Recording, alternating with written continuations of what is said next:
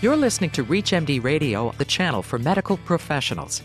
Welcome to Lifelong Learning, featuring thought leaders in the field of continuing medical education.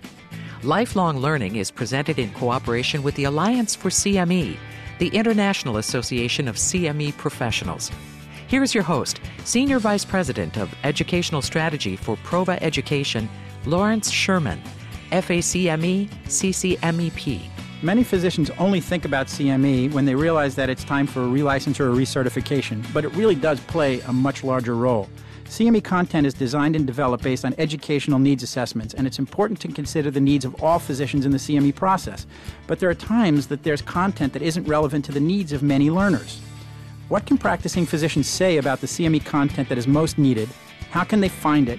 What are some of the current shortcomings, and what are the best modes of delivery?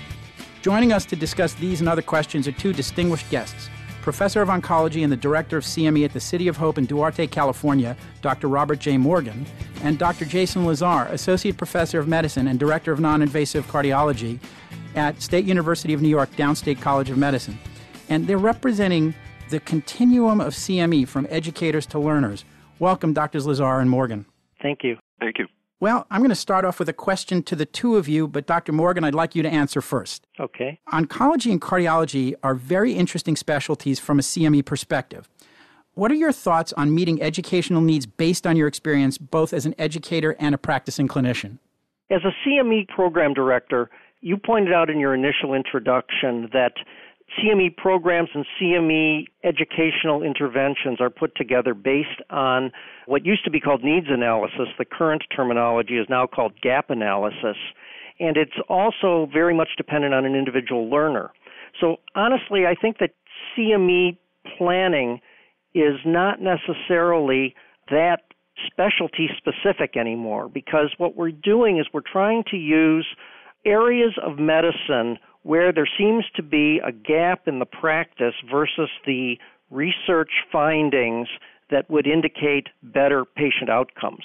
And if we can find those gaps, either as an individual physician learner or as a CME department, and then design effective interventions to try to bridge those gaps, I think that that's where the improvement in patient outcomes will occur. And I'm not sure it's that specialty specific anymore based on the way that education is planned. Sure, that sounds good. So, Dr. Lazar, let me rephrase the question a little bit based on what Dr. Morgan just said. If CME really is about patient care, the continuum of care, the management of patients to reflect better outcomes, how do you look at CME as a learner? How do you pick what CME that you'd want to participate in? I guess, there's a lot of practical logistical issues, and, my personal feeling is probably no one size fits all. So there are different venues in terms of, meetings, subject matter. I mean, there's a lot of different ways that a CME subscriber would choose.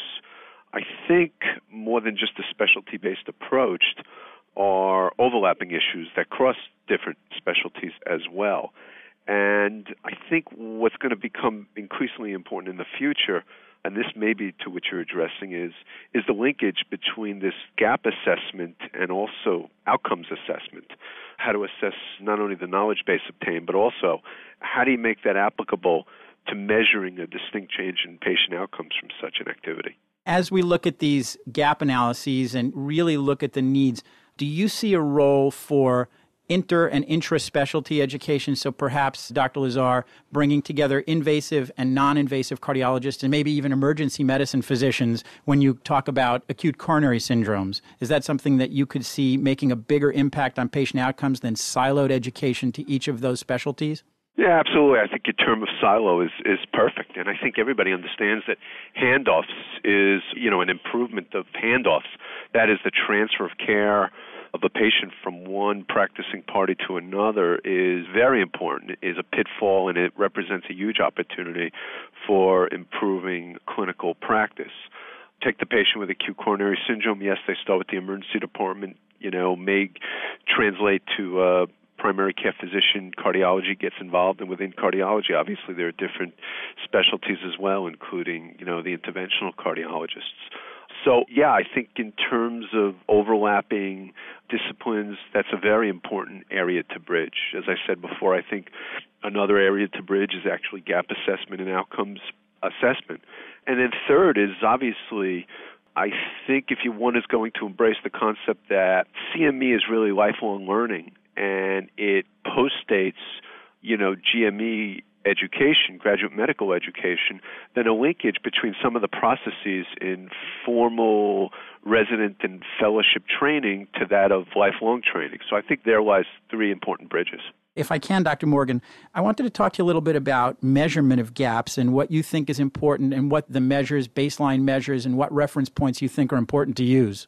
I can speak better for oncology in that kind of a situation, but I wanted to go a little bit beyond, because it does affect the question that you asked, what Dr. Lazar was saying, because I think that the gaps and the bridging needs to occur not just between non-interventional and interventional cardiologists and ER doctors, but even, for example, from an oncology standpoint, there are so many improvements and so much new information in other specialties of medicine that in order to do an effective CME planning process, one must have all of the various stakeholders involved, including nursing, including other specialties that are planning and have an opinion on what it is that's important in their specialties that is a generalized body of information that's necessary for the knowledge of all the specialists. So as an oncologist, I also have to know about the new things going on in cardiology. And I think that one of the ways that we can do those gap analyses, one way that I'm familiar with using them is with national guidelines. For example, in cancer medicine, we can use a gap analysis looking at, for example, National Comprehensive Cancer Network guidelines or American Society of Clinical Oncology guidelines, and then look within our own practices or within our own institutions to see how well we're following those. And physicians can help us identify what those gaps are. As a CME provider, I can then use those gaps to try to facilitate educational interventions to try to close those gaps. And then later, the easiest outcomes to look at are 3 or 6 month, basically self-professed, have I changed my practice situations, although what we're trying to do is actually be able to measure objective information that practice has changed, or even the goal of all CME, the holy grail, as I like to put it, is how have patients done? Are they doing better? Now, that's very hard to measure. I know one of the outcomes in cardiology that's been measured and has been written about is, for example, taking the amount of patients that are prescribed an aspirin when they come in with chest pain. And I know that that's one of the ways that that's measured is by looking at the pharmacy's prescriptions of aspirin to a emergency room based on the diagnosis of the patients that have been admitted.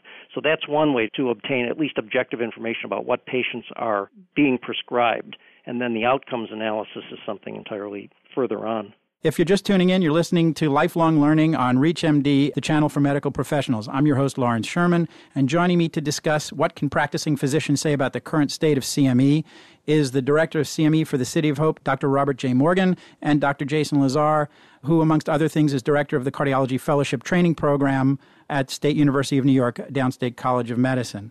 I wanted to follow up, Dr. Morgan, on what you were just saying as far as outcomes assessments in CME. It became all the rage a couple of years ago when people said, we need to start doing outcomes measurements. But the reality is we've always had to evaluate. We just may not have been using the right evaluation methods, or many CME providers may not have been using those methods. So now that we're really focused on a minimum level of competence, moving into performance and maybe even patient outcomes, as you referred, I'd like you both to think about and comment, is it okay to just measure changes in competence? And if you can't get to changes in patient-level data, are we okay measuring changes in competence? And Dr. Lazar, why don't you start?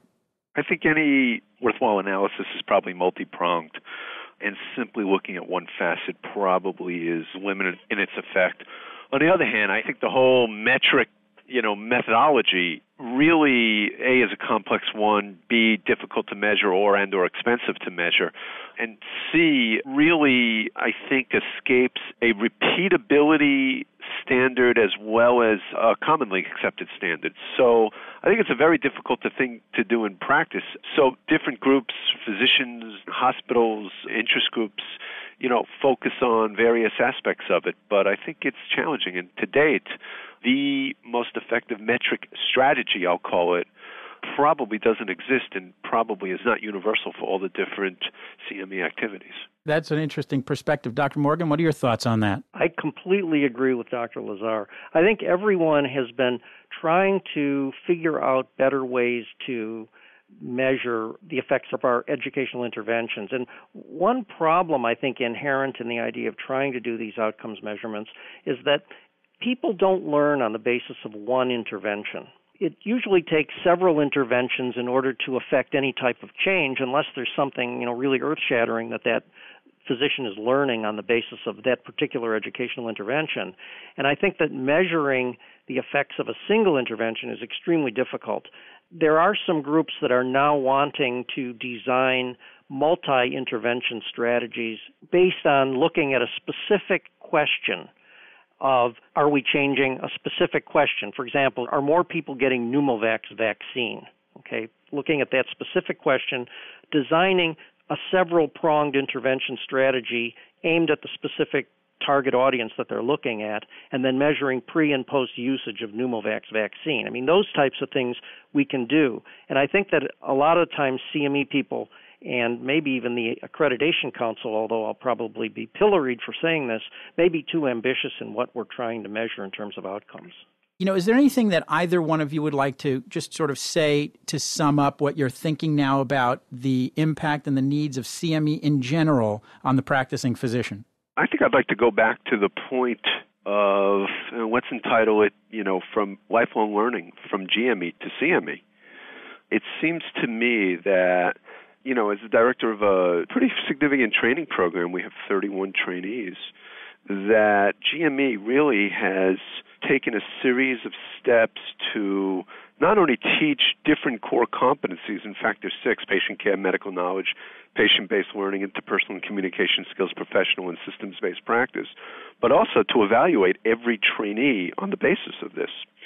The American College of Cardiology basically proposed a portfolio several years ago, and the portfolio was really one designed for the cardiology fellow, if you will, to chart their annual progress. And that progress could be anything from number of procedures accrued to percentage of mandated conferences attended, and then to reflect back and state some goals for the following year of training. The tool has been developed. There are several, versions, and I think, a number of institutions are trying to pioneer this. But I think the expectation was to really go from a GME portfolio to a lifelong portfolio. And I think that this has direct ramifications. Take the cardiology fellow who participates in, X number of cardiac catheterizations that then goes on to be a non-invasive cardiologist, and although they trained or have a certain number of, pulmonary artery catheterizations done, after 5, 6, 7 years of being in a situation where they may not perform this particular technique. And I don't mean to make this comment just procedurally oriented, but take it for any competency, performance-wise or other, they not do it, well, then maybe one should make a good case that, should the need arise, they shouldn't do it.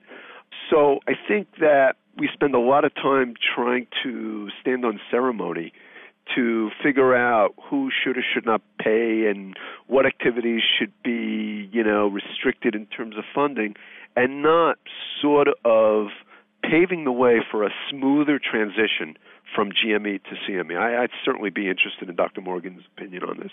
I think that there has to be a smooth transition between graduate medical education and continuing medical education. And honestly, from a CME provider and planning person, I would like to see, at least in the later stages of graduate medical education, I would prefer to see some form of an integration of the two elements of medical education, maybe even taking the students that are finishing or within their last couple of years and introducing them to the CME world in terms of trying to identify those gaps based on their knowledge bases and based on their current training, and to try to integrate more physicians into being able to help plan educational interventions. And I think that that type of a approach may allow a smoother transition between the graduate training programs and practice years.